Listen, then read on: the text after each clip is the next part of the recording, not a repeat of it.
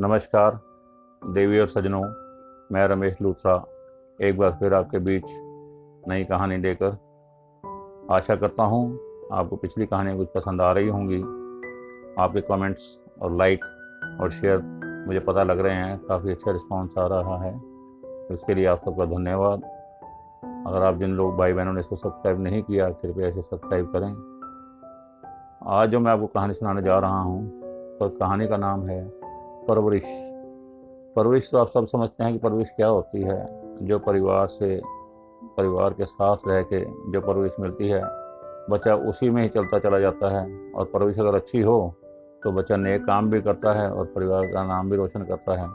और परवरिश में तो कोई दाग हो या परवरिश में कोई ढंग ना हो, कोई सिस्टम ना हो, तो आप देखते हैं आजकल दुनिया में क्या क्या हो रहा है, कुछ नहीं कह सकते। ऐसे ही कोई 5-6 दोस्त एक होटल चांदनी चौक में बैठे थे, नाश्ता कर रहे थे। वहाँ पर पूड़ी छोले और लस्सी मिला करती थी, काफ़ी मशहूर दुकान थी।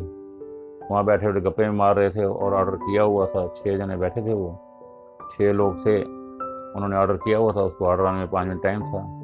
अभी वो गप्पे मार रहे थे, उधर से एक कोई 60-65 साल की बुजुर्ग औरत बेचारी भीख मांग रही। पतली सी औरत थी, झुका हुआ उसका कमर झुकी हुई थी और हाथ में छोटी पकड़ के चल रही, डंडा पकड़ के चल रही थी। हाथ में कटोरा पकड़ा हुआ था। बेटा बेटा कुछ दे दो, ये माँ भी कुछ खा लेगी। बेटा कुछ दे दो, ये माँ भी कुछ खा लेगी। शक्ल से ऐसा लग रहा था कि शायद उसने कुछ भी नहीं खाया। और लोग दुत्कारने वाले कहाँ पीछे हटते हैं, चल वहाँ पीछे हो जा, जैसे मर्जी बोल जाते हैं। वो फ्रेंड भी अपने मशगूल थे, बात करने में मशगूल थे, पर उनमें एक सरदार जी बैठे हुए थे। वो उसको देख रहे हैं 2-4 मिनट कि माँ का चेहरा कैसा है, कैसा चेहरा, कैसी दया के भाव उसके चेहरे पे आ रहे हैं। बेचारी कुछ कह तो नहीं पा रही और लग रहा था उसको भूख लगी हुई है, भूखी लग रही थी। वो अपनी सीट से उठा और जाकर उस औरत के पास जा खड़ा हुआ कि माता जी, आप लस्सी पिएंगे, आप नाश्ता करेंगे।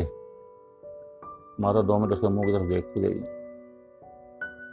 कहती, बेटा जो मर्जी खिला दो, भूख तो मुझे लगी हुई है और प्यास भी लगी हुई है, पर मेरे सब इतने पैसे नहीं हैं कि मैं अभी खाना खा सकूं। अरे कोई नहीं माता जी, हम खा रहे हैं तो आप भी हमारे साथ ही खाओ, कोई बात नहीं। उसने होटल वाले को 1 प्लेट छोले पूड़ी और 1 लस्सी का ऑर्डर बढ़ाने के लिए कह दिया। और बेचारे उसको धन्यवाद कहती हुई जेब में कुछ पैसे निकाले, जो 8-10 रुपये थे। कहती, बेटा ये पैसे उसमें ऐड करके उसको दे देना, पैसे मिला के दे देना। तो सरदार जी उनका मुँह देख रहे, कहते रहे, नहीं अम्मा, पैसे जेब में रखो, आपका दिया बहुत कुछ है हमारे पास, कोई बात नहीं, आप बैठो। अब वो बेचारी सोचे मैं अंदर जाऊँ, क्या करूँ। वो बेचारी होटल के बाहर कोने पे बैठ गई। अब सरदार जी को ये अच्छा नहीं लगा कि अम्मा बाहर क्यों बैठ गई है। अगर वो अंदर आने को कहता हमारे साथ बैठे, तो उसके दोस्त शायद बुरा मान जाते कि कहाँ इनको साथ बैठा रहा है, जहाँ 5-7 रुपये में गुजारा होता है, हमें 100-150 रुपये का बिल बनवा देगा अपने साथ में कि लस्सी और छोले पूड़ी लेके। पर जो परवरिश होती है ना जी, वो यहीं देखी जाती है। कितने प्यार से जब बुढ़िया बाहर बैठी तो कहता, अगर मैं अंदर बुढ़िया को बुलाऊंगा तो शायद मेरे जो दोस्त हैं नाराज़ होंगे। तो उन्होंने क्या किया, वो बुढ़िया के साथ बाहर जो चबूतरा सा बना हुआ था उसके ऊपर ही बैठ गए कि अम्मा बैठ, यहाँ दोनों बैठ के खाएंगे। अंदर से जो उसका मालिक था वो देख रहा था कि सरदार जी की महानता कितनी है। तो वो बेचारा अपने कैश काउंटर छोड़ के बाहर आया। कहता, सरदार जी नहीं, ना आप यहाँ बैठेंगे ना अम्मा यहाँ बैठेगी, आप दोनों अंदर चल के बैठो, ऐसी कोई बात नहीं है, वो भी इंसान है।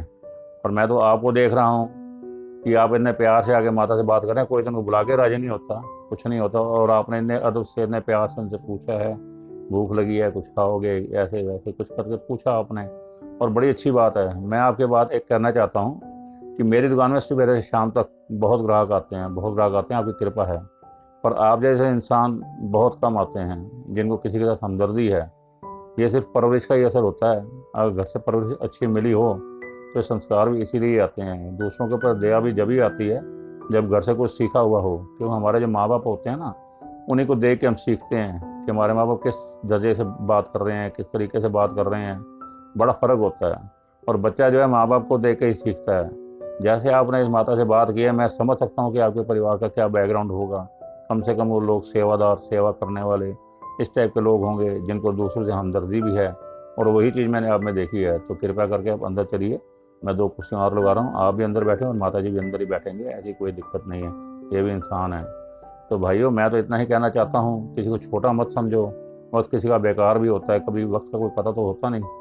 पर किसी को तिरस्कार मत करो, उनका मान करो। वो भी मजबूर हैं, पता नहीं किस मजबूरी में वो भीख मांग रहे हैं, क्या परेशानी उनकी है। उनसे हमदर्दी के दो बोल जो आपके हैं, उनके लिए बिल्कुल दवाई का असर करते हैं। और कितना उसको रिलैक्स मिला होगा उस औरत को, कितने प्यार से उसने बात करी और उनको छोले भटूरे खिलाए, जो भी उनको नाश्ता नाश्ता कराया, तो कम से कम वो दुआएं देती चली गई होंगी। तो भाई मेरा मतलब तो यही है कहने का, तो कोई ऐसा दिखे जिसके ऊपर दया की जरूरत है, उसके ऊपर दया ही करो बजाय उसको दुत्कारने के। तो ये सब परवरिश का ही खेल है। अगर परवरिश अच्छी है तो आपको सब कुछ समझ आएगा। अगर परवरिश में ऐसा ही है कि परिवार में कोई चल रहा है ठीक है, जो भी हो रहा है ठीक है, तो वो असर सड़क पे दिखता है, रोड पे दिखता है, हर जगह दिखाई देता है परवरिश का असर। तो भाइयों अपने आप को सोचो। इस चीज़ का जो मैं संदेश देना चाहता हूँ, जो परवरिश का असर है उसको दुनिया को दिखाओ कि हमारे घर में भी कैसे परवरिश होती है और हम कैसे चलते हैं। तो भाइयों छोटी सी कहानी है, तो मेरा ख्याल है कि आपको संदेश मिल गया होगा कि लोगों के ऊपर थोड़ी दया करनी सीखो। कोई भूखा है तो खाना खिलाओ बजाय इसके कि उसको दुत्कारो। तो भाइयों आज की छोटी सी कहानी में यही संदेश था। उम्मीद करता हूँ कि आपको ये कहानी पसंद आई होगी। पसंद आए तो कृपया इसे लाइक करें, कमेंट्स करें, शेयर करें। और जिन भाई बहनों ने इसे अभी सब्सक्राइब नहीं किया तो कृपया वो सब्सक्राइब भी करें जी। नमस्कार, धन्यवाद।